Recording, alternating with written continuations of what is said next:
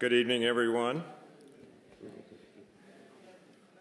I'm John Hardman, the President and CEO of the Carter Center, and welcome you to the second in our series, The Conversations at the Carter Center.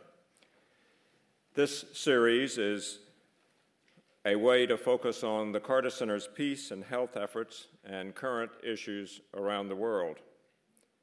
You will have the opportunity to ask questions to the panelists after their presentations and after the discussion. And you were given cards when you entered, and please write your question on the card. And the volunteers will pick those up. We'll be walking through the aisles, and we'll pick up those cards all during the discussion. We welcome not only all of you here in the audience, but our webcast participants as well. And since it is being webcast, we will archive that at the Carter Center website, so be sure to tell your friends and colleagues that they can access that in the days ahead. Tonight's topic is in honor of Veterans Day, which will be Thursday, and the title is After the War, Mental Health and a Veteran's Journey Home.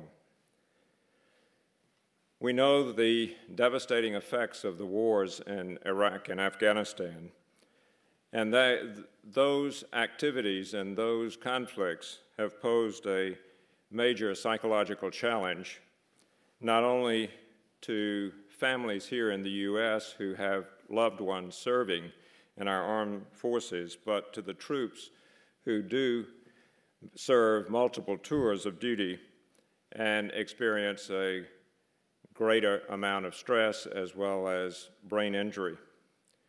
Tonight we will discuss the challenges and the ways that families, communities, and the nation can support these veterans.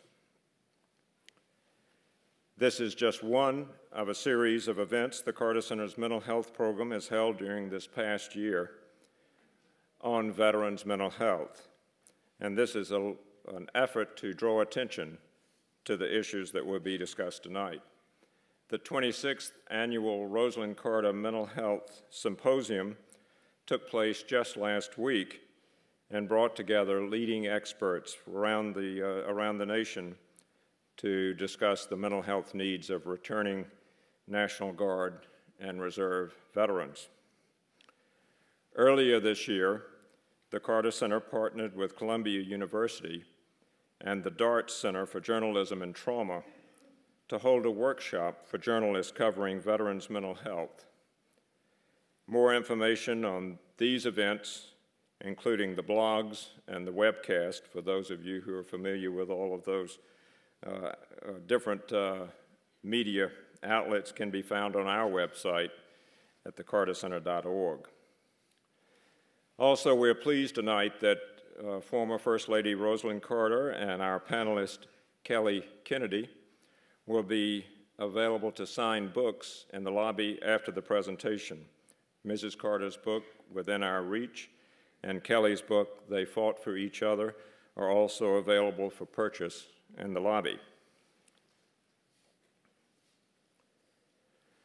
Rosalynn Carter founded the Carter Center's mental health program in 1991.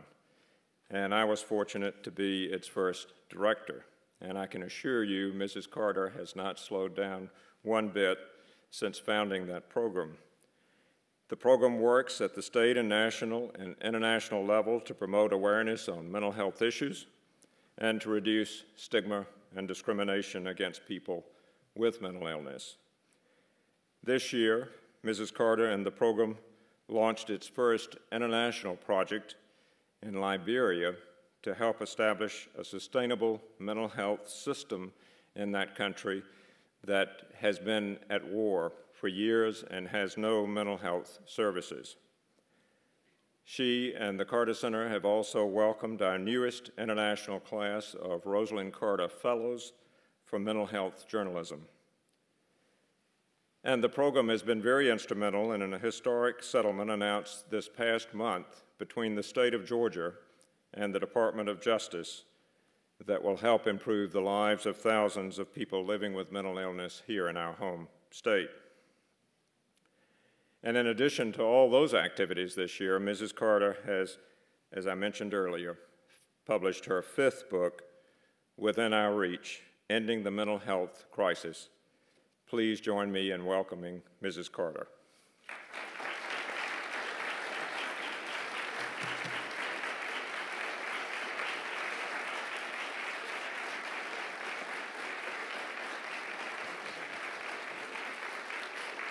Thank you. Thank you.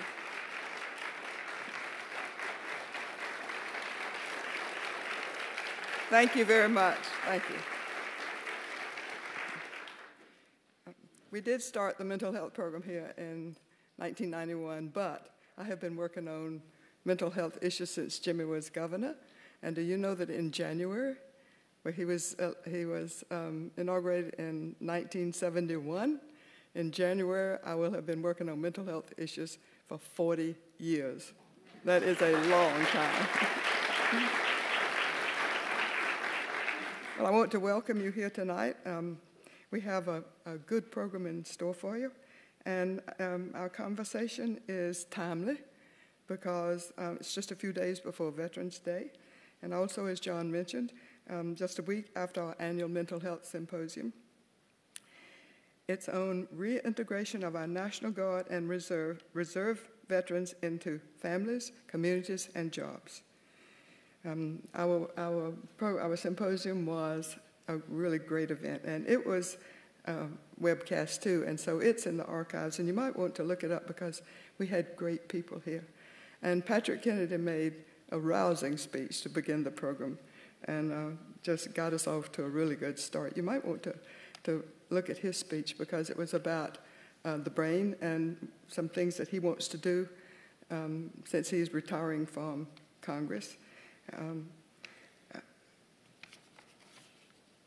But we had also had top officials, and the best thing about the Carter Center is that the best people in areas that we are studying come. And we had them from the Army, the Veterans Administration, National Guard. From Health and Human Services, we had the top person on substance abuse, Kathy Powers. We had representatives from the Labor Department, National Military Families Association. Well, I'm sure we had more than that. And one of the best things here is so many of these people don't know what the others are doing. And the networking is what's so important in a Carter Center Symposium. And so the people here from the Army, the National Guard, and so forth, talking with each other to see what each is doing. It's really, really interesting and exciting. Well, since the beginning of the war in Afghanistan and Iraq, more than 1.7 million troops have been deployed. There has been increased public and political concern about the consequences of these war experiences on soldiers and their families, specifically concerned about post-traumatic stress disorder and traumatic brain injury. And besides that, on suicide, substance abuse, stigma, and also resilience among returning soldiers. And we learned how concerned the public is as we were preparing for this symposium because everybody we asked to come was eager to come and help. And I think everybody in the country, almost everybody in the country, is really concerned that we send our men to war, men and women to war. We must take care of them when they come home. I think everybody's concerned about it. The federal government is trying to do something. This year, President Obama proposed an 11% increase in the budget for the Department of Veterans Affairs. And also, when I was on my book tour back in May, I went to see Michelle Obama. She had said she was going to work on PTSD, post-traumatic stress disorder, but we in the mental health community had not heard anything from her about it. She got interested in obesity and other things, and we were so afraid that she was not going to work on PTSD. So I went to see her, and we were sitting on the Truman balcony, which was so great for me. I hadn't been there since we left. And she was talking about what she was doing, and I said, well, you said you're going to work on PTSD. Are you doing that? And her assistant said, Mrs. Carter, we are. We have a good program worked out, and we're going to be working with families, too. This woman was her assistant was her boss when she was working in a hospital. But she told me that about 2 weeks before I was there, she had met a woman who said to her that they needed to do something about the family. She said her husband was in Iraq, and she had a little boy 7 years old. And she said, every day he comes home from school and says, somebody asked me again today when my dad is going to get killed. She said it just hurt me so bad, and I came home and talked about what we were doing, and so they're going to be focusing on families too. And about a couple of weeks later, they announced that program. I went to Health and Human Services, and the Health and Human Services, the head of that now, his father, Kathleen Sebelius, her father was governor when Jimmy was governor. I went to Labor Department, and they're working on PTSD. Everybody's working on it. Hilda Solis at Labor was an intern in Jimmy's office when he was president, so we've got some good inroads into people who can make a difference now. The Department of Defense healthcare system prioritizes care to active duty military and their families through own-based facilities and clinics, but also provides services to eligible retired veterans, as well as some National Guard and reservists and their families. And the reason we focused our symposium on the National Guard and reserves is that, as this just said, active military veterans come back to bases where they have support, and their families, most of the families are there with them, and the families have support when they're gone and when they're at home. But the National Guard and Reserves come back to their communities, their families, and their jobs, their work. And they depend so much more on the community and on public health programs. And they do get some help, but so many don't know what's available and what's not. But the VA has been pushing forth policies trying to help, including providing some benefits to families of returning veterans. The Labor Department has programs working with employers to help them know how to accommodate veterans with PTSD and TBI when they come home. And many communities have new community-based programs. There's some really good ones in the country, and we heard about those at our symposium, some good models for other communities. And we probably have those on the website too. We do. Tom's nodding his head. So you can see that there's much concern and many people working to try to help, and many veterans getting help. But there's a big problem because so many of our returnees are not getting the help they deserve. Many don't know what is available, and many who do know what is available are not accessing the programs because they don't want to be considered weak and mentally ill and labeled as mentally ill. It is tragic to me. Well, we'll hear in more detail about the challenges our nation faces in fulfilling our obligations to our wounded warriors and what we, the American people, can do to help. Tonight, through the perspectives of a psychologist working at the Department of Veterans Affairs, a member of a Georgia National Guard, and a journalist who is herself a veteran of combat in the military, and since she has left the military, she has been embedded with troops in Iraq at one time. So now you will hear more about them from Tom, and I'm going to now introduce Dr. Tom Bornemann, who's the director of our mental health program. I think most of you know that, but you might not know that Tom is an Army veteran who began his career as a medic counseling returning Vietnam veterans here in Georgia at Fort McPherson. And since then, he's worked in many aspects of mental health policy, from the Office of the Surgeon General to the World Health Organization to the Carter Center. Thank you, Tom.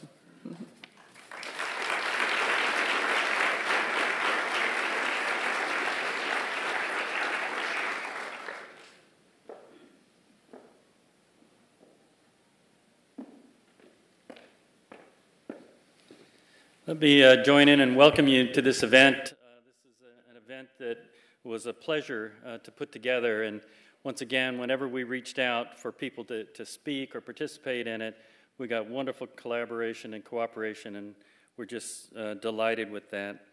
As Dr. Hardman said, this is a culmination of a week-long series of events at the center, and actually represents a number of activities we were engaged in all year. These are compelling issues for the nation, and we can't take our eye off the ball. So we're hoping tonight will add yet more insights into directions that we need to go in. The wars in Iraq and Afghanistan have posed unique psychological challenges to troops as a result of multiple tours of duty and high prevalence of brain injury, among other kinds of factors. Tonight we will discuss these challenges and others so that we can better serve our American heroes when they return. What we can do to support them and promote their mental health and well-being as they reintegrate. Tonight is an opportunity to look a little more closely at the situation for veterans here in the state of Georgia. We also look to hearing from you with your questions, and we invite you, and I'll remind you, as Dr. Hardman said, people will be in the audience passing out index cards, and please give us your questions. We want you to engage in this conversation as well.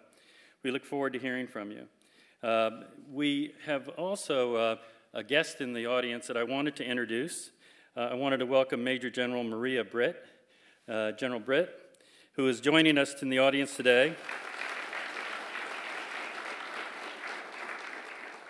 Major General Britt is the highest-ranking woman in the history of the Georgia National Guard, and we're very glad to have you with us tonight. And was just promoted last week, I believe, or it was announced anyway.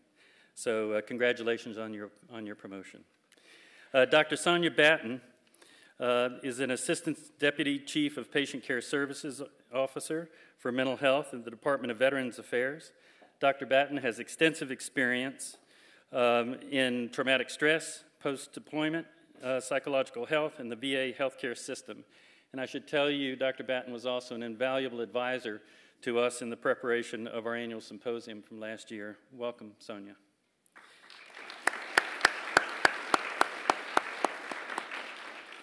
Colonel Thomas Carden is the commander of the 560th Battlefield Surveillance Brigade in the Georgia Army National Guard.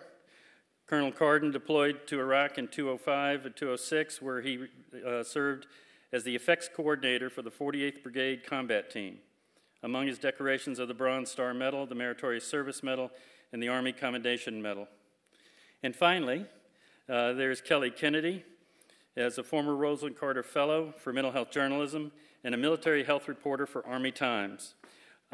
She is an Army veteran, as Mrs. Carter said, from the Persian Gulf War and the Mogadishu, Somalia events, and in Homestead, Florida during Hurricane Andrew relief efforts. Kelly is the author of the critically acclaimed book, They Fought for Each Other, The Triumph and Tragedy of the Hardest Hit Unit in Iraq. And Kelly will also be signing, along with Mrs. Carter, books in the lobby, as Dr. Hardman said. So welcome to our guests.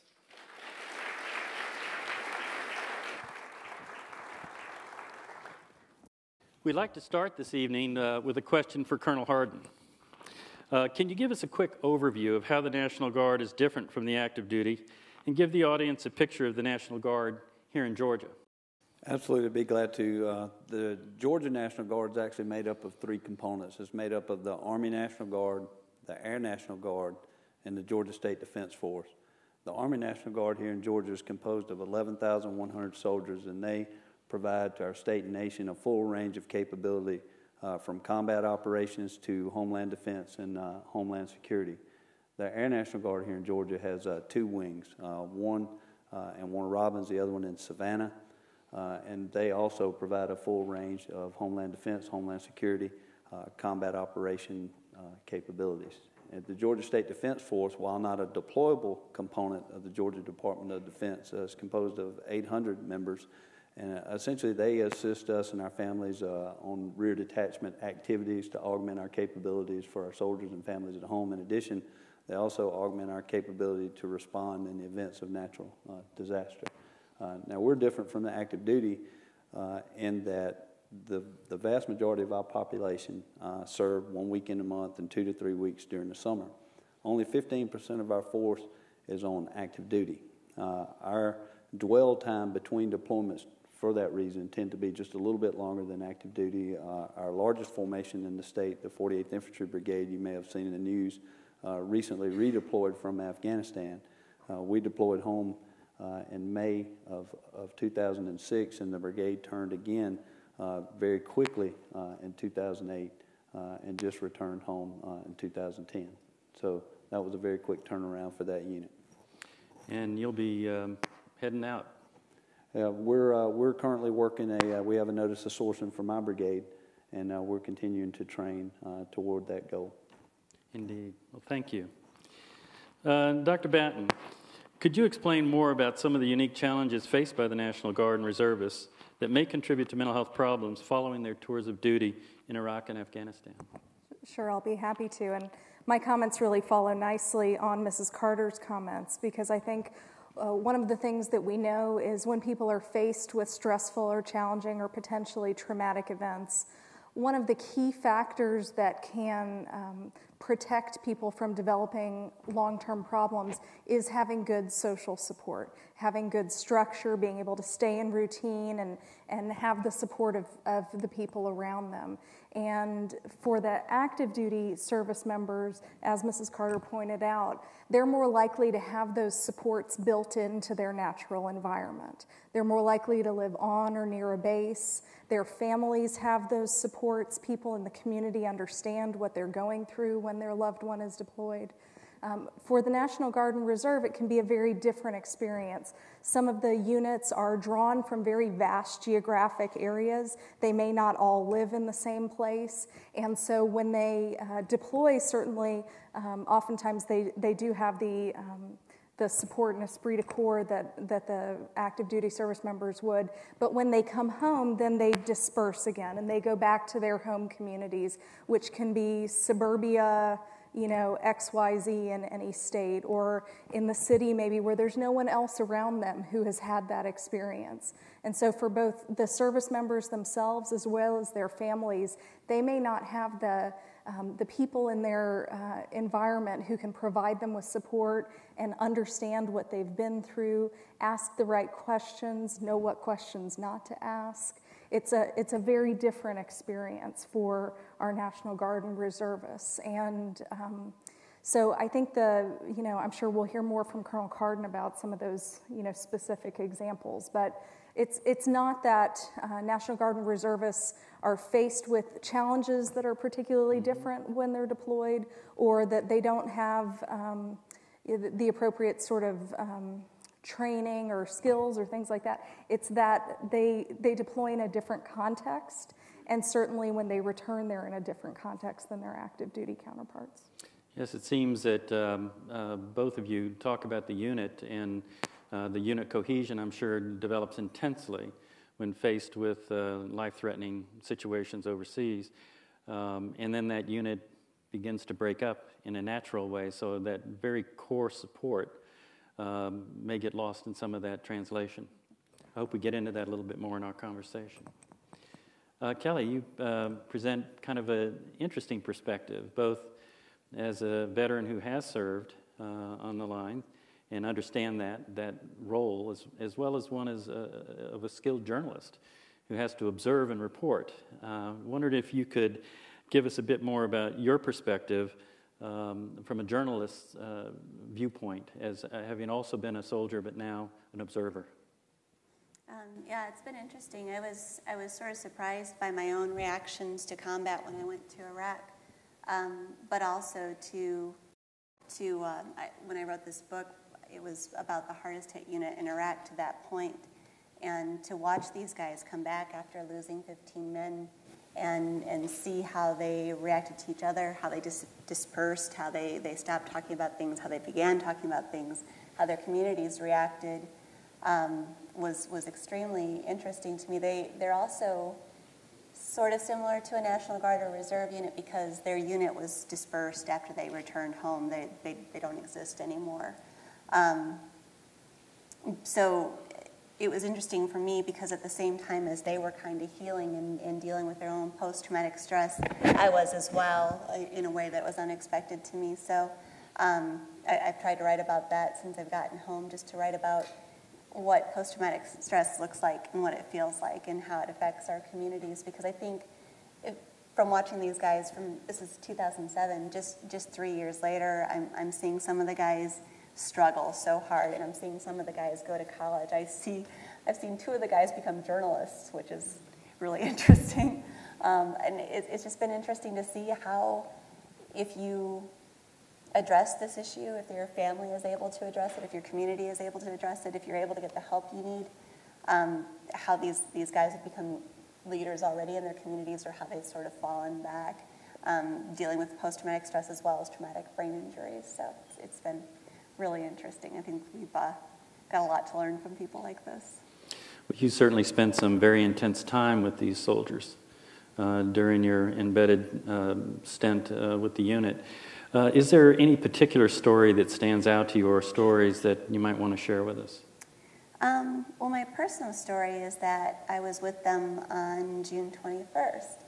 And on that day, my photographer and I were supposed to go out with them, and decided at the last minute to stay back and interview some medics to write a story about the medics who were dealing with all of this trauma.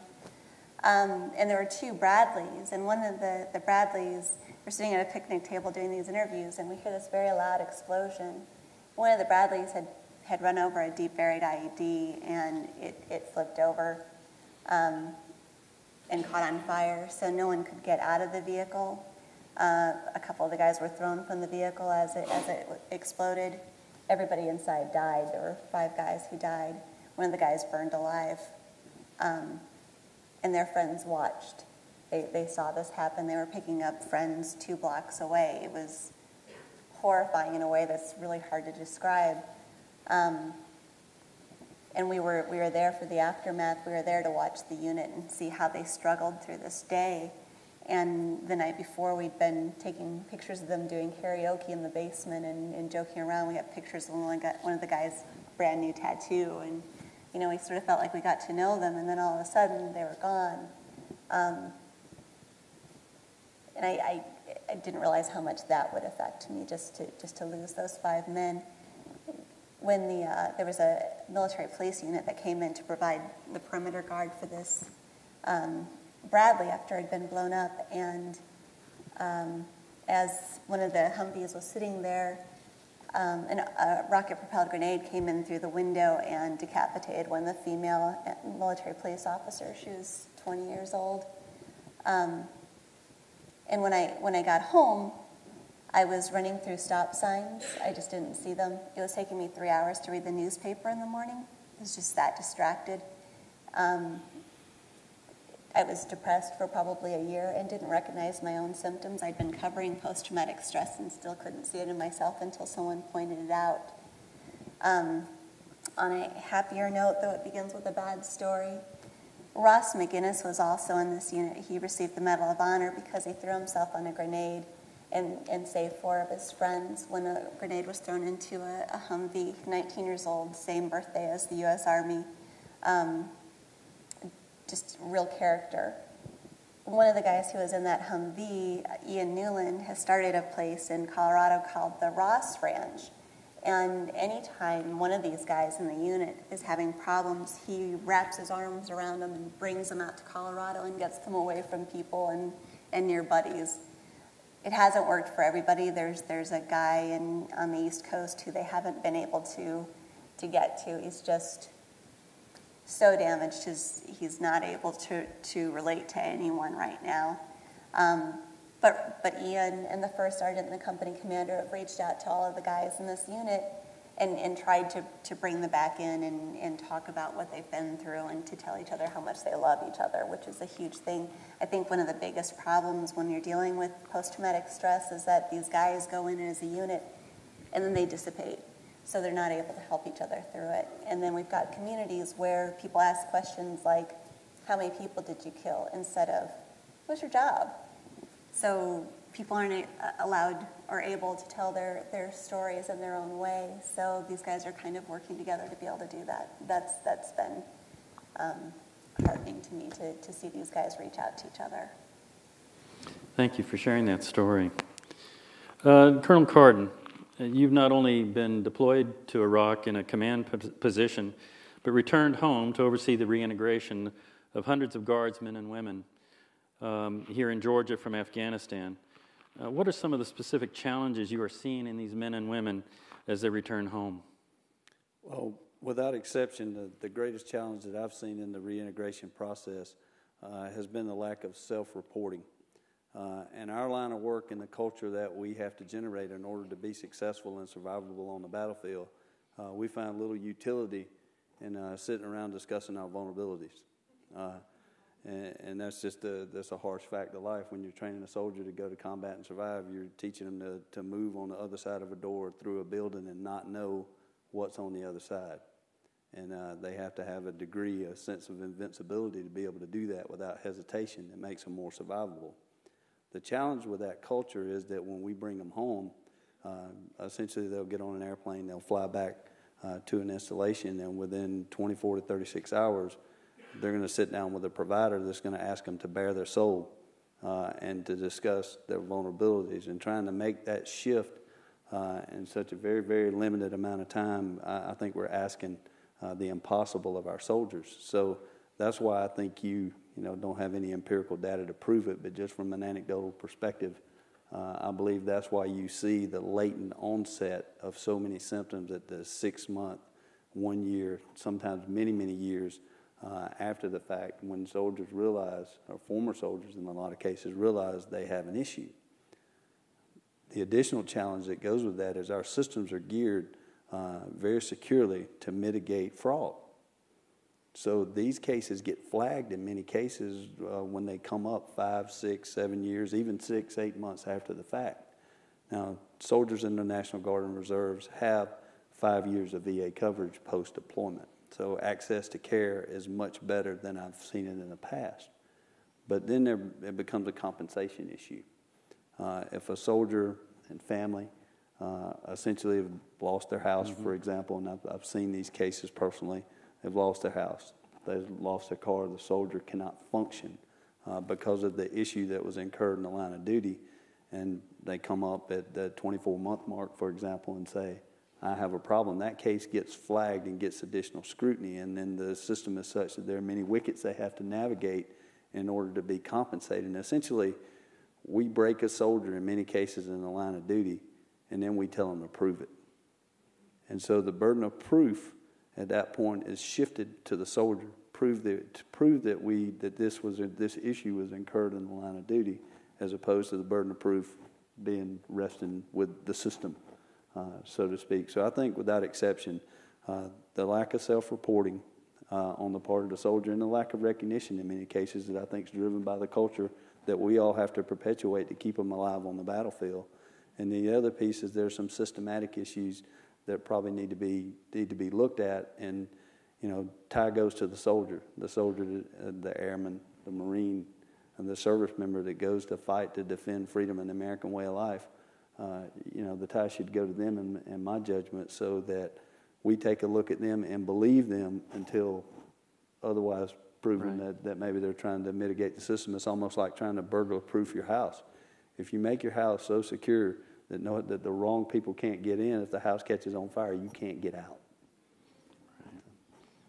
Right. And it also seems you're touching on a couple of other matters that I think is around this issue, such as stigma and perhaps other barriers to care that you've identified in your returning troops. Absolutely. I was educated early on when I was assigned as a director of military personnel for the Georgia Army National Guard. Then Brigadier General Britt brought to my attention I think it was 1,000 cases or approximately at that point that were line of duty in investigations that were underway that were overdue. And she told me very clear guidance, as generals do. She said, I want you to fix this problem, and I want you to address the resiliency or the programs that we have in order to make sure that our soldiers are taken care of when they come home. And the one quote that I will remember that she said in her guidance to me was, nothing says more about who we are and what we stand for than how we treat those soldiers when we bring them home. And that kind of, I think, that's real well what Ms. Carter had to say.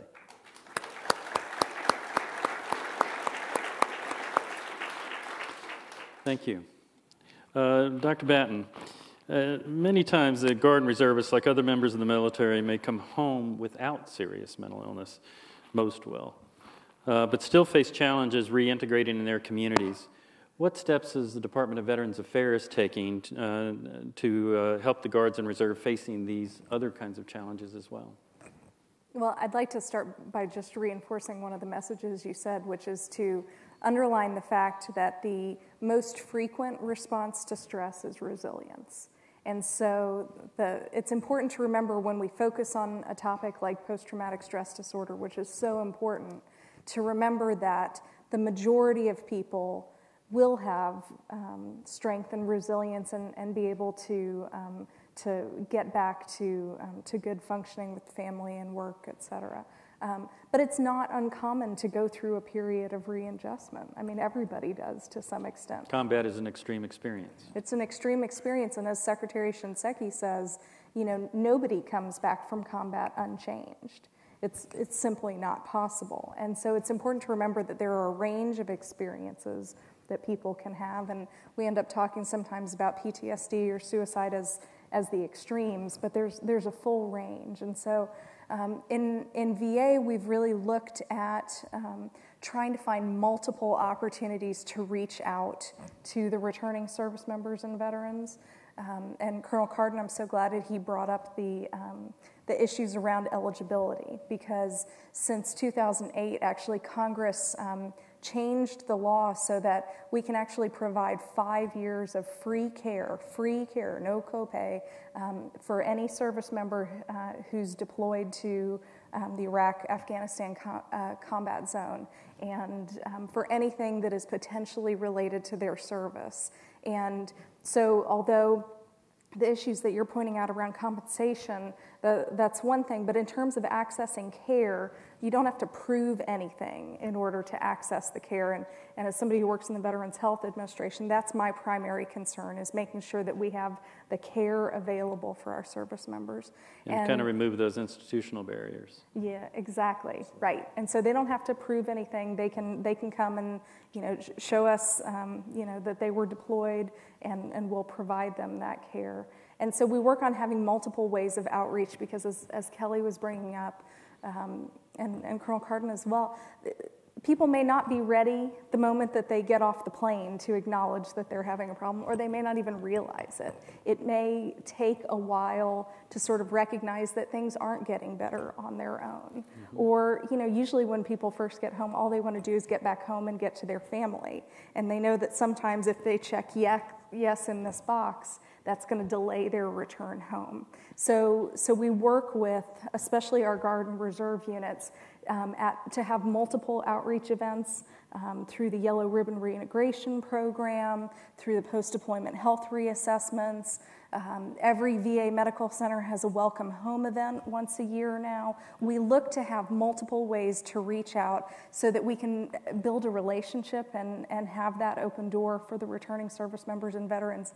So if it takes a year or 2 years or 3 years, we're still there. They know that we're there, and they can come and access care. So if I had one message to get out, if you know somebody who's returned in the past few years, please make sure they enroll for VA benefits. Even if they don't want to use it right now, they can enroll for it, and at least then they're in the system forever. Yeah, thank you for that advice, because I imagine many of our audience are family members or returning veterans themselves, and they need to know what to do. Mm-hmm. It's a complex system, and navigating that system is not a small task. So I appreciate your comments on that. Can you tell us a little bit more about the Yellow Ribbon program? Well, I can talk a little bit sort of programmatically, and then I'll let Colonel Carden maybe talk about specifically how it's working in Georgia. But the Yellow Ribbon Reintegration Program actually started in Minnesota with the Minnesota National Guard, and they realized it was actually the Beyond the Yellow Ribbon campaign. If you think of the idea of tying a yellow ribbon in memory or in the spirit of our service members, that there should be more than just tying a yellow ribbon. There's got to be more that a community can do to help people reintegrate. And so the Yellow Ribbon Reintegration Program is now a national program that's available for all Guard and Reserve troops, that reaches out to them at the 30, 60, 90-day intervals. Some states do more than that, actually, and provides information and education for the service members, often for the family members, to get them the information and the resources that they need. And I know that I was talking to Colonel Carden before, and this is something that's very active in Georgia, so you might want to talk about how that's working here. Sure, that has certainly been a productive program for us. It initially starts during the initial redeployment, the 3 to 6 days when soldiers immediately redeploy. We contact them. We have that program as part of the reintegration process as we process soldiers back in to our organization from being on active duty. And then, as you mentioned, the 30, 60, and 90-day engagement opportunities. And my commander, along with our retired state chaplain, tried and piloted some things that I think have been very beneficial for us in terms of engaging the families. There's a program called Strong Bonds. And General Britt went to a few reintegration programs through the Yellow Ribbon and some of the Strong Bonds programs, and they noted that it would be really great if the families were engaged and educated up front. So one of the initiatives that General Britt started with Chaplain Owens, who actually happens to be here with us tonight, and started working with the families, with the spouses, in conjunction with the Yellow Ribbon program, doing the education piece up front, and then doing the Yellow Ribbon events on the back end. And what that did, I believe, is it brought more families to Yellow Ribbon. So we're not just engaging the soldier anymore. We're bringing the family into the equation. And if you look at the suicide statistics, that's also a piece of this. Relationships are one of the number one issues that we encounter in terms of trying to mitigate our suicide challenge across the military. So I think the Yellow Ribbon program has been really successful for us. I think when we nest that with strong bonds in the family, it even becomes more effective, and I believe it really helps us get at that relationship piece of the suicide risk associated with some of this post-traumatic stress disorder, mild traumatic brain injury, and some of the other stressors we see. It also sounds like it's assisting the Guard and Reserve members to reconnect with their communities too, and where those natural supports that are available to all of us living in a community are reconnected to them. Right, and I'll just add that without exception, and I can only speak for Georgia because that's where we operate here. Without exception, our communities reach out when they know there's an issue or they know there's a challenge, and if they know we're having a program. We obviously, lots of military installations in Georgia. People here, I think, understand the military, and we just have a great community support across every corner of this state. And Yellow Ribbon is really a forum to link soldiers and families with resources. And as you mentioned, the education process is associated with that so that we don't have a soldier or a family suffering in silence. Indeed. Kelly, as both a journalist and a veteran, what are some of the most important public misconceptions that the media might help defeat about our returning veterans? Well, I think just to touch on some of the things you guys are talking about, we wouldn't be here if there weren't some problems still. We have a lack of resources. We've got backlogs in Veterans Affairs. We've got a lack of mental health professionals in the military. And the military and VA have both not acknowledged this. So like you were saying with communities, if we don't reach out and help these guys, they can't get the help that they need. The military and VA can't provide all of it right now. There just aren't enough people. Having said that, not everyone who goes to war comes back with post-traumatic stress. They may come back with some symptoms, but not every symptom. I think we've got this idea that this generation's veterans are somehow weaker than past generations, that there are more cases of post-traumatic stress now than there used to be, and I don't think that's the case. I think that we're actually recognizing post-traumatic stress that we didn't in the past. I think our World War II vets and our Vietnam vets and our World War I vets had the same rates, about 20% of post-traumatic stress as veterans do now. I also think that, having said that, those guys, and now it's men and women, came back and were leaders in our communities. We've got this misperception that today's veterans, that World War II veterans didn't talk about things, they held it in and they were so proud about it, and they didn't want to expose their families to what they dealt with. Our guys now are doing the same damn thing. They're not telling their stories. They're meeting that same wall. If I try to tell my dad about what I went through, He loves me. He doesn't want to hear that I was hurt and that he shuts me down. And as veterans, we sort of learn not to tell those stories anymore. So I think as communities, we need to recognize all of those things, that this generation isn't really any different from past generations, that this generation can be just as strong as past generations. This generation can actually be stronger if as a community we help them, as opposed to the past where we really didn't help them address things. I think a theme that I'm hearing from all three of you, and certainly is important for our audience to understand, is we don't want to pathologize the experiences of the people that are returning, that in fact they were faced with extraordinary circumstances and dealt with them. And it may have left some residual effects, but that's not pathologizing a whole generation of warriors. Thank you. I'd like to get back to an issue that has come up, and certainly something that we at the Carter Center are very concerned about and have been for a long time, and that is stigma. And it's ubiquitous in every country on the planet, in every facet of American life. We run into it. And I wonder if you could speak for a little bit about the stigma in the military. How has it changed? Is it changing? And how does it sort of play out in real life for a lot of soldiers, and anyone who has a thought on that? I can sort of start the conversation. There have been surveys. The Army has especially done surveys ongoing over the past several years, asking people what are the barriers to accessing care. If you thought you had a mental health problem, would you seek treatment? And if not, why not? And the numbers of people who are saying they're willing to access treatment are certainly going up. So I do think there's progress. And certainly Secretary Gates, made an important step a couple of years ago when he changed question 21 on the security clearance form, so that you no longer have to say yes when you're renewing your security clearance. You don't have to say yes, I've received mental health treatment if it's something related to working through a deployment-related issue. So Department of Defense has really been making steps. I think there's progress, but those surveys still show that a significant proportion of those who are in the service still report that they would have reluctance to seek mental health treatment. It's part of the culture. It's something that once folks reach veteran status, when we're seeing them in VA, we certainly work through as well. At this point, out of all of the veterans who are eligible for VA care from Operation Enduring Freedom and Operation Iraqi Freedom, 49% have already sought care in the VA.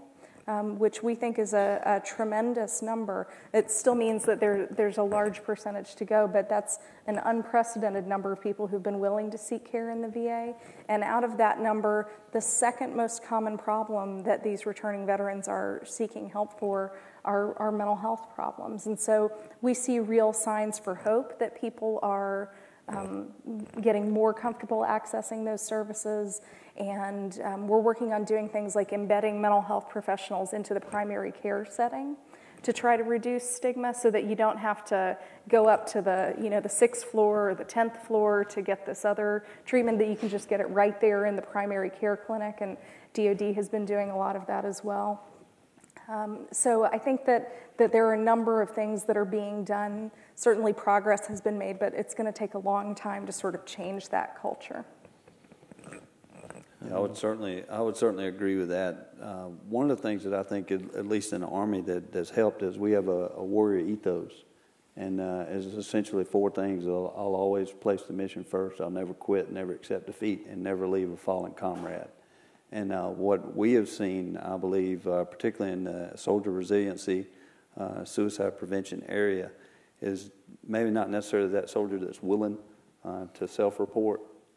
We have had many instances of their battle buddy saying somebody needs to talk to him or her, and that's been huge. The stigma is there. I think it's going to continue to be there. We have to have a culture, as I mentioned earlier, of invincible in order for soldiers not to hesitate.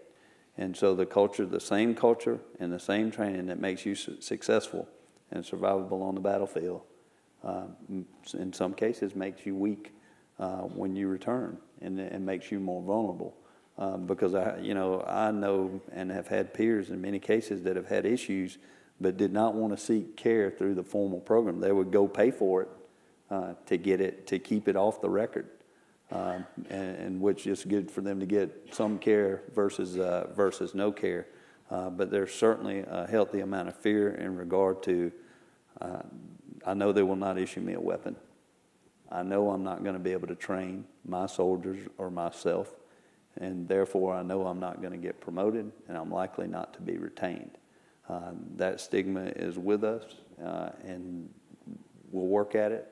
But I don't see it going away anytime soon. So you're kind of identifying one of the real key elements left to work through is this juxtaposition between the warrior ethos and how to gear down and get back to life as a new normal. Yeah, if you're not in the fight, particularly with an in-strength cap that the Army has at this point, we need every soldier in the fight, and we see that.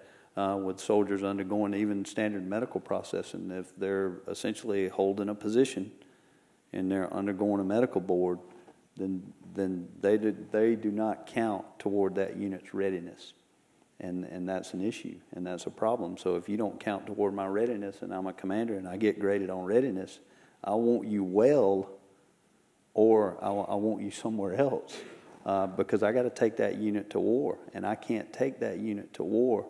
Because I got an obligation to somebody else's son, daughter, wife, husband, to make sure that unit is fully manned and qualified to do its mission. So it's one end of the spectrum or the other. You can't have it both ways. So it really puts leaders and soldiers in a very challenging position. But the default position in our organization with our focus on resiliency is the tie's going to go to the soldier, and we're going to take care of the soldier, and then we'll figure out what to do next. Kelly, you had some thoughts? Yeah, the guys I wrote about, there was 128 men in this company, and since 2007, I guess 2008, 15 of them have been pushed out of the military, medically discharged for post-traumatic stress. And like you were just talking about, that's 15 slots.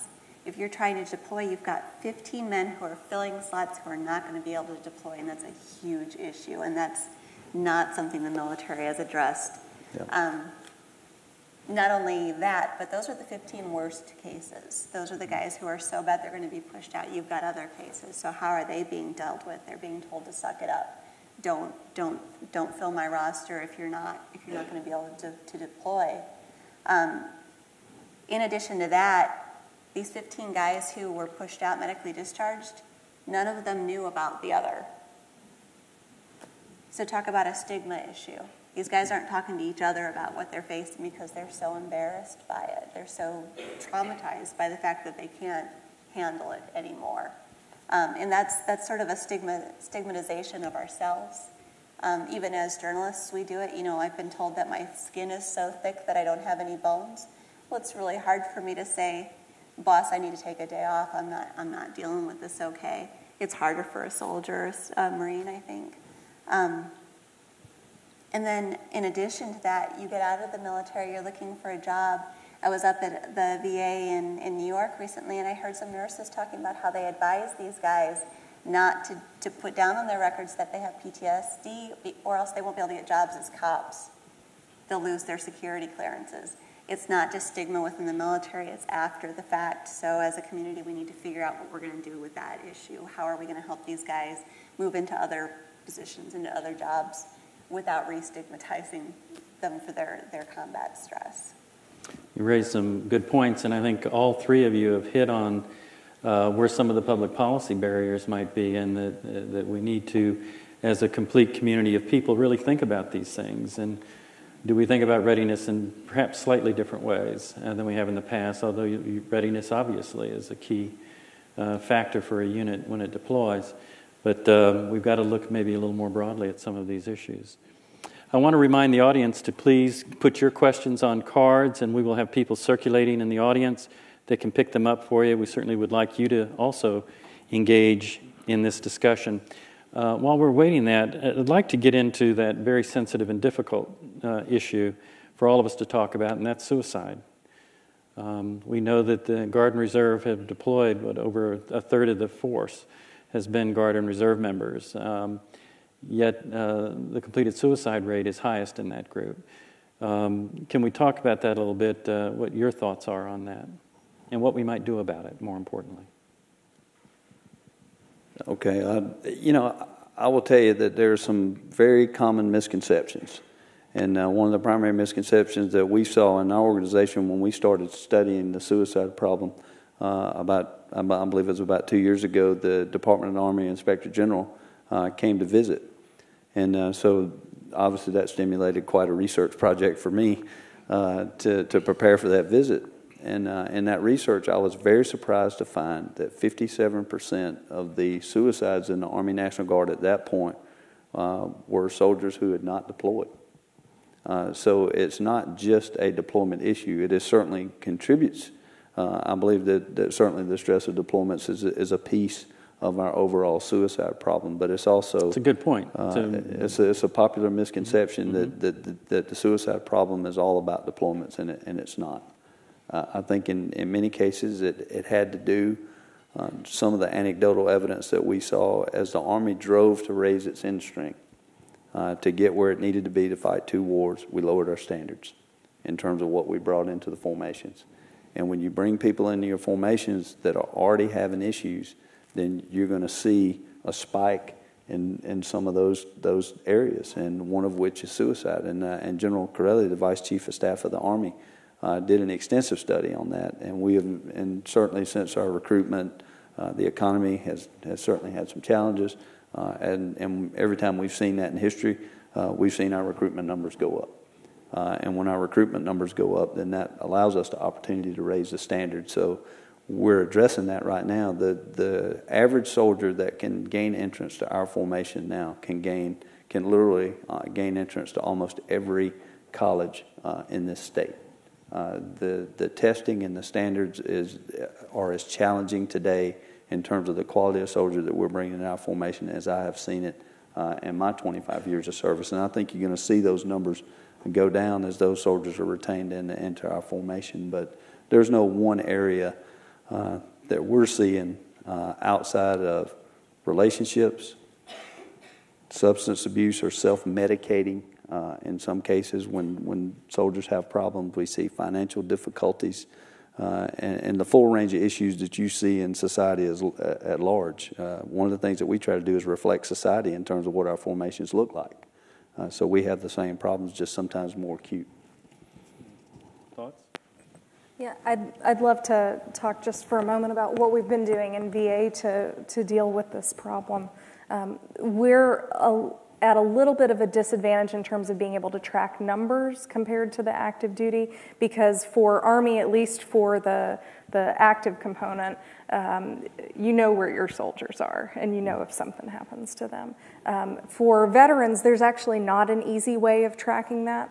So, because, for example, on death certificates, most states actually don't include veteran status, which is one of the things that we're working on so that we can have more real-time numbers. So we have to wait for the CDC to provide us with the National Death Index numbers so that we can track how those sort of cycles are going so that we can know whether we're making a difference or not.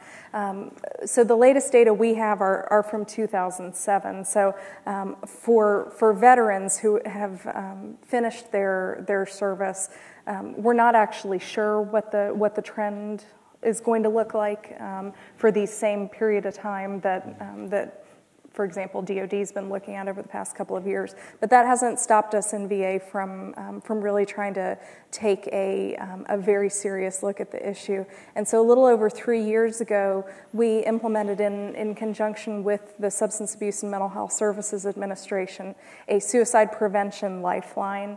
We joined, SAMHSA already had a lifeline, but we joined with SAMHSA to provide additional resources, to provide telephone responders who were trained to work with veterans and had access to the VA electronic records so that we could help get people connected with care. And so we've been in service with the SAMHSA Lifeline for a little over 3 years. We've taken 330,000 calls so far, and we've made over 11,000 rescues. And a rescue is defined as somebody's on the phone and they're telling us that either they're in imminent danger of hurting themselves or they've already started the process. They've taken some pills or they're on a bridge or something like that. We've made over 11,000 direct rescues where somebody has been saved and secured for that moment, and so we're continuing to increase our outreach efforts with the Lifeline. We've done a couple of things just in the past year or so that we're really proud of. One is that we've changed the recording. We've updated the recording that people get when they first dial the Lifeline so that it now says, it used to say if you're a veteran or calling about one, press 1. Last December, we changed it, so now it says, if you're a veteran or active duty service member or calling about one, press 1, because we knew that we had the responders who were trained to deal with those military issues and could talk sensitively to somebody, whether they were active duty or a veteran.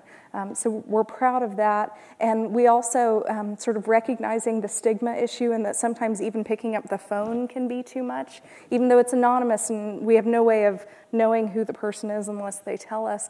But we implemented a chat feature. So if you go to the Lifeline website, you can actually chat online with a responder completely anonymously. And we've had a tremendous response to that chat service as well, because people can ask those questions and talk about those scary thoughts that they're having in a completely sort of anonymous, protected way. So it's something that we've done a lot with, and we know that there's every suicide is one too many, and so there's so much more for us to do. It's interesting you're reaching out in those new social media that young people now are using. We've got to get away from our old ways of thinking about it and use the methods that younger people are using. Kelly, any thoughts on that? Just to put this in perspective, the military suicide rate for this generation is higher than the civilian suicide rate. You have to consider that these guys have been screened for mental health issues before they join the military. It is a huge issue, and they are doing things to try to address it, but you have to understand that in the civilian population, there's usually a mental health issue involved. In the military, if they've already been screened for mental health issues, what's going on? What they're worried about is several things. They're worried that traumatic brain injury, which is commonly known as a concussion, your football players get them too. It affects the frontal lobe, which affects your emotions, your anger issues. These guys have easy access to guns and booze, so sometimes they'll call a helpline. Sometimes they're not thinking that far ahead. They've got easy access to guns and booze. I had another thought there, and I just completely lost it. Yeah, I'm afraid that's it. So you have to worry about the traumatic brain injury, but also what else is going on with these guys if they've already been screened for mental health issues? Why is their suicide rate higher than everybody else's? Could it be in part that something that each of you has alluded to in different ways, that people's reactions to the experiences that they had overseas may be delayed, and it may be delayed a considerable period of time? And it may emerge as a surprise to even that person, him or herself. Terrific. I'd like us to engage now with the community and answer a few of their questions and see if we can tackle them. One of the first questions comes on TBI. TBI injuries and their treatment. Are women being identified and treated as quickly and effectively as men? And is the VA noticing or documenting differences in men and women in the rates of TBI? Interesting. The first question, I can talk about what our policy is for for screening for TBI. For the past few years, we've actually implemented a mandatory screening for all of our returning veterans who have returned from Iraq and Afghanistan. So when they enter care at VA, within the first appointment or two, they receive an initial screening for many of the common symptoms of TBI, and that's just a screening. That tool doesn't tell us whether somebody actually has experienced a TBI, but it gives us enough information to determine whether they should be assessed further by a professional, and then they go on to have that further screening. So at a policy, and I would venture to say practice perspective in VA, that is for all of our returning Iraq and Afghanistan veterans, regardless of whether they're men or women. So certainly I don't think there would be any difference in terms of how often those folks are being screened and referred for services. In terms of the second question, whether we're seeing differences in rates of TBI diagnoses between male and female veterans, that would be a research question, and I actually don't know the answer to that one way or the other. So. We had a session last week in our symposium, and one of the leading neurologists who's looking at these issues, Jim Kelly, was there talking about it, and we do have a lot of gaps in knowledge. And unfortunately, after many wars, we have a leap in knowledge gained because of the intense nature of warfare. So we're hoping that one of the few positives that will come out of so many horrendous injuries will be we'll know more about how to treat those injuries better. And with respect to gender differences, another place where we're looking forward to getting some of those answers is on exposure to combat stressors, because for so long, although women were deployed, they were not necessarily deployed in comparable roles to men, and so we didn't know whether men or women are more likely to develop PTSD as a response to a combat deployment. From these conflicts, we'll be able to answer some of those questions now. So although, we would certainly never wish for the opportunity to answer those questions, we are making sure to look at those things prospectively so that we can learn for the next generations. And certainly brain injuries aren't new. You mentioned it, Kelly, that's a concussion, but it's a severe one. We're concerned about that for athletics, and the NFL's looking at it right now. So these are this knowledge gain will be widely beneficial to the entire country. Yeah, I just remembered my second point. That happens Good. sometimes. Yeah. Traumatic brain injury in football players, they think that there's a connection between those traumatic brain injuries and suicide rates. So we're wondering now if that's what's going on in the military as well, if there's not something that's happening physically that's affecting their emotions later on and causing some of these suicides. Interesting. A lot of interest in the group on TBI. What injuries are considered as traumatic brain injuries? What are treatment options and the prognosis for these injuries for long-term improvement? And I realize none of our speakers are neurologists and trained in these areas, and certainly an experiential response is fine, with the caveat that we don't have any trained neurologists as a part of the team, but experientially from your knowledge. I could just give a brief description and then maybe refer you to a good resource on the topic. Great. Traditionally, traumatic brain injuries have been studied as a force injury. So if you're in a car accident and you hit your head on the windshield, that's the sort of traumatic brain injury. Or in football game when you have a concussion, that's one type of traumatic brain injury. But what we've been seeing with this conflict, and certainly has been in the case in previous conflicts as well, is that now we have blast injury. So from the blast wave from the IEDs, et cetera, the blast wave actually goes into all of the cavities of your body. And so we know that the brain is being affected. I mean, we're pretty sure the brain is being affected by those blast waves, but we're still waiting for the research to determine to what extent that's similar to a force traumatic brain injury or not. But for those of you who are interested in TBI, I would recommend that you go to the website for the Defense and Veterans Brain Injury Center. That's www.divbic.org, and that's a DoD-VA consortium of TBI treatment programs and research programs that the two departments have been working on since the first Gulf War, and or even longer actually, and that's where you can get tons of good information about treatment for TBI, how do you know if you were at risk for having a TBI, recent statistics from the Department of Defense about how many people have been diagnosed with TBI, and you can look at trends over the past several years. So I would encourage anybody who's interested in TBI to go to the DivBic website. It's a great suggestion, but before, and I'll get to you, Kelly, could you do that website once again? I saw some pens moving. Do it slowly. Absolutely. So www. D is in Delta, V is in veteran, B is in brain, I is in injury, C is in center. So Defense and Veterans Brain Injury Center, divbic.org.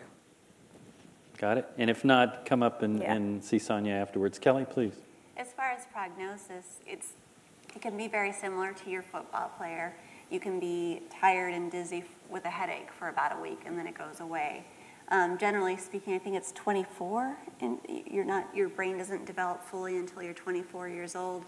So if you immediately get another traumatic brain injury, that can be very harmful, it can kill you. So it's important that these guys not go back out again if they're still dealing with that first concussion. There's different levels. Moderate traumatic brain injury, these guys are dealing with short-term memory loss. Sometimes they can mask that in the war zone. They don't shoot as well. They don't perform as well. They're not doing a good thing for their other service members by staying out there, but they don't want to leave their men behind or their women behind. A severe traumatic brain injury, usually there's something poking out of your head so the doctors know what's going on. They've got that one diagnosed pretty quickly. Moderate can be a lot more difficult because it might not show up for years or for months.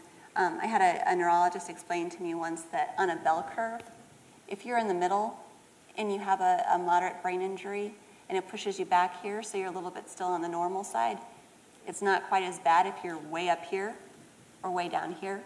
If you're way up here, it can put you in the normal range, which is difficult for people who are used to being very intelligent. And if you're down at the other end, it can ruin your world. So it's very difficult to diagnose those injuries because how do you tell how smart someone was before?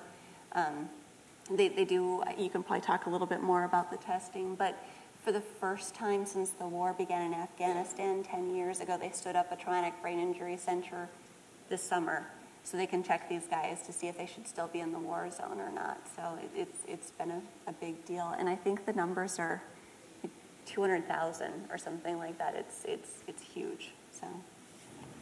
Thank you all. This is an interesting question and a good one. What efforts are being made to build resilience in the individual soldier before combat? And is there any effectiveness? Is there any evidence of the effectiveness of preventive measures? In regard to resiliency, there are a number of initiatives that the Army is rolling out right now, and it starts in basic combat training. And in our case, we have recruit sustainment programs where we engage our new enlistees even before they go to basic combat training for about 120 days, which is essentially 4 drill weekends. So we get a few days with them before they go so that we can provide the education so that they can self-identify.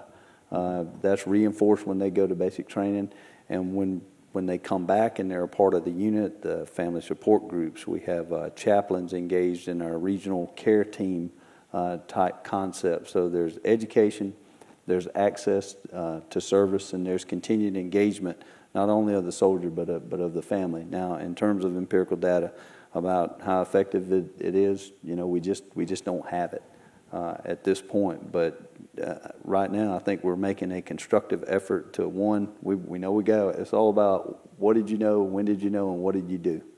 And so we know we got a problem, and we know it now, and we're working on it, and we're rolling out every program that I think we can fund and properly manage to try to address the issue. And I think you'll see oscillation in these programs. There'll be some of them such as Strong Bonds that just started as a pilot program in Yellow Ribbon.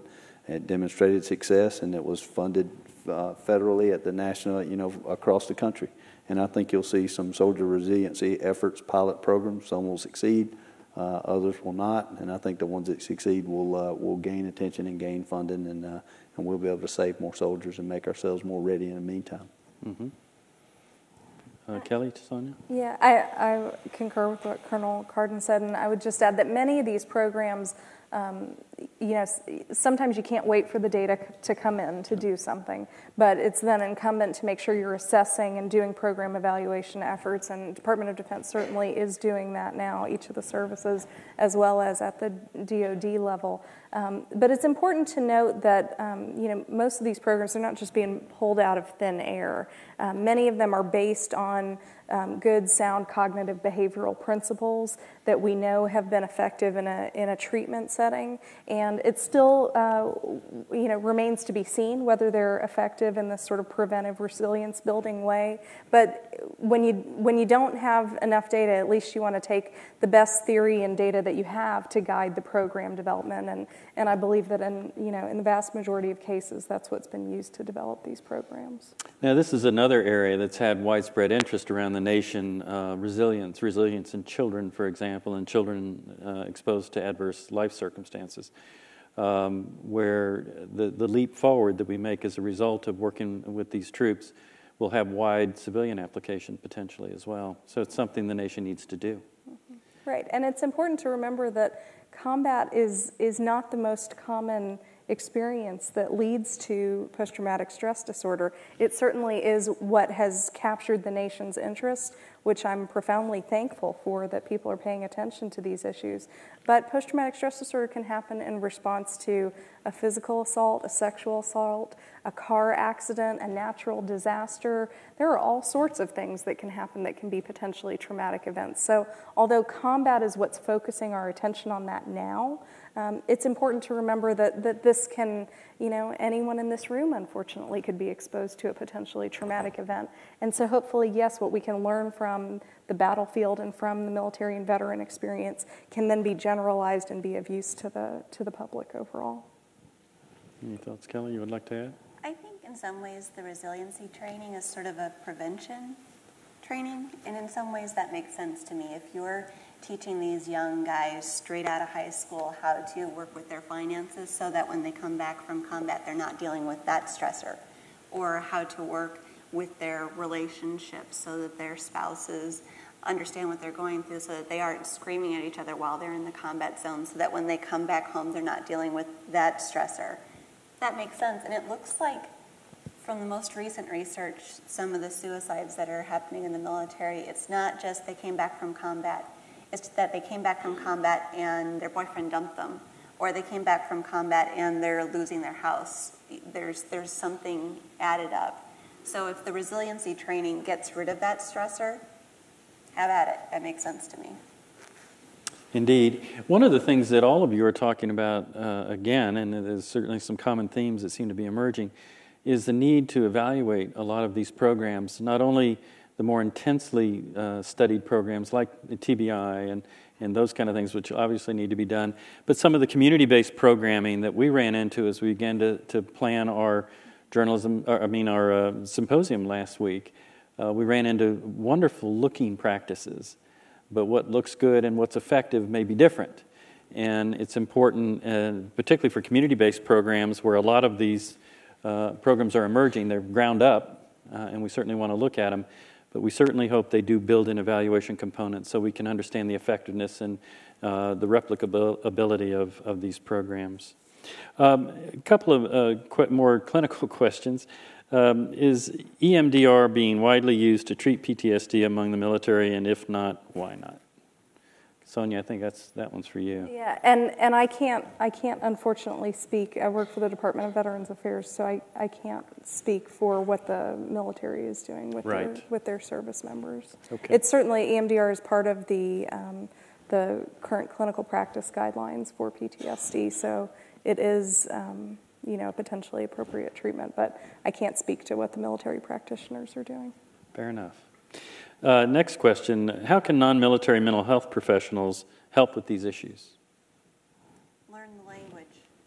I can't tell you how many veterans have come to me and said, I went in and started talking about IEDs, and my mental health person said, "What's an IED?"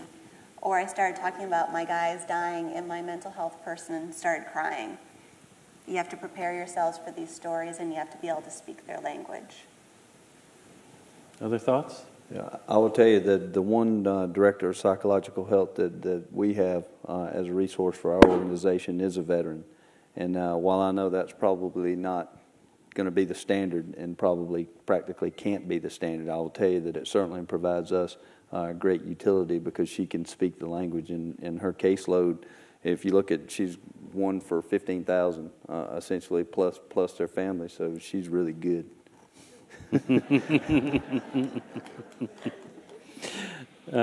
Interesting. Any other additions?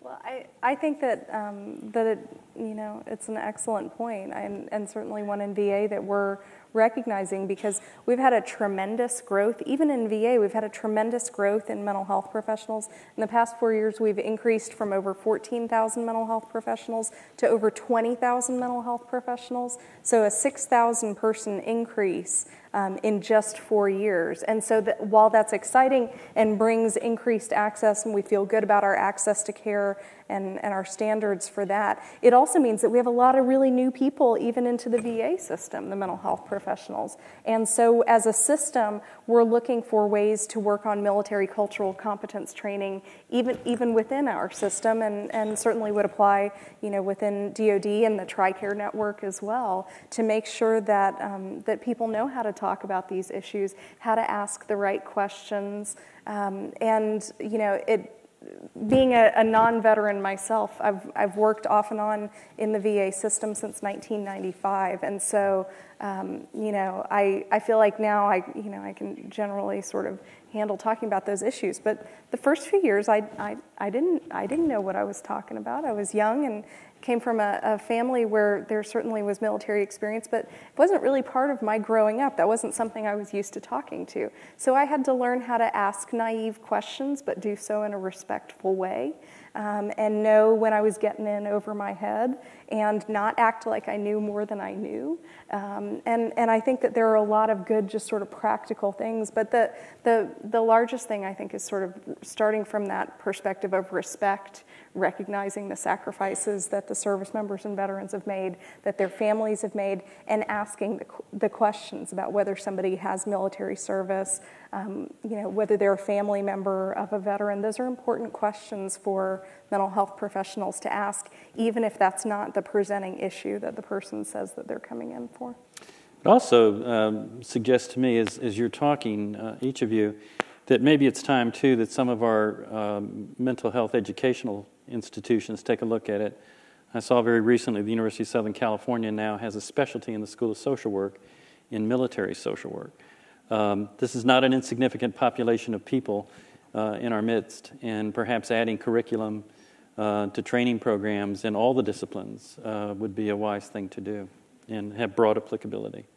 There are a couple good books out there, too. Indeed. Next question. Are there any unique, significant mental health issues that are critical for women? The biggest issue for women in the military is that they're thinking that the reason that the rate of post-traumatic stress in women might be higher statistically than in men is because there's a history of military sexual trauma. So that's probably the biggest issue to look at. Yeah, it's such an important issue. Certainly we know that women are more likely to be exposed to sexual trauma, whether it's in the military or in the civilian world. It's also something that, and so we definitely want to make sure that we ask about military sexual trauma history in all of our veterans. That's one of those mandatory screenings that we do, mandatory for the clinician to make sure it gets done. But with all of our both men and women veterans, because although the percentage of women who might have that experience is higher than the percentage of men, because there are so many more men in the military, the total numbers of men and women who experience a sexual trauma in the military is actually about equivalent. So it certainly is something that we want to pay attention to for women because it is so common. We also want to make sure that we ask those same questions and have those same treatment opportunities for men. And to make sure that, for example, in the VA, that when somebody is dealing with an issue related to a sexual trauma, that we also give them the option of requesting whether they would rather see a female or a male provider, giving them that choice, because depending on their personal experience, they might feel more comfortable with one or the other. So we want to make sure that we make that available for them. Okay. Unfortunately, this is going to have to be our last question, and we've not been able to get at so many of the questions, although we certainly hope we've illuminated this discussion a bit. The last question goes to you, Colonel Carden. Concerning self-reporting, you get the opportunity. I'm almost out of here unscathed. I was trying to put it nicely. We think of it as more as opportunity than burden. Concerning self-reporting, do soldiers fear reporting a PTSD issue? I'm having a little trouble with the handwriting. Assuming the impact will be entered in their personnel file, that the report will be entered into their personnel file, and consequently could affect promotion, job assignment. You sort of got at that a little bit. I believe there's a component of that, but I will tell you, I forgot who touched on it here a little bit earlier, but when they go through the redeployment process, if they self-report at that point, soldiers believe, and there's lots of evidence to bear it out, that their processing will cease at that point, and then essentially they're moved into another line, and the other line between where they are right now and going home is a lot longer than the one that they're in. So generally, soldiers will move to the line that gets them home as fast as they can. They've already been separated, in our case, from their families, communities, and jobs. In some cases, in my last deployment, was essentially separated for 18 months.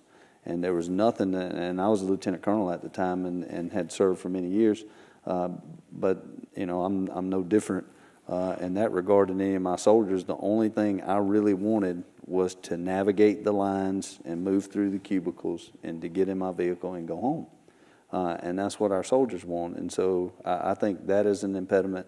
And I do believe, particularly the higher soldiers, I haven't seen a study, but I would be interested to see what the statistics look like. The higher soldiers move up in rank, and the more ambitious they are in terms of upward mobility and future assignments, I think you'll see the less likely that they would be to say, hey, I have an issue. So I think those are the factors at play that we're going to have to take a look at and address. Well, thank you. Thank you all for your wonderful participation. You did good. You got me calm there. Well, this was a terrific discussion. Certainly your experiences and your thoughts about this issue have certainly increased our understanding of the topic, and we are very appreciative of your taking the time to be with us tonight. And Mrs. Carter, thank you. And please join me in thanking the panel and Mrs. Carter again.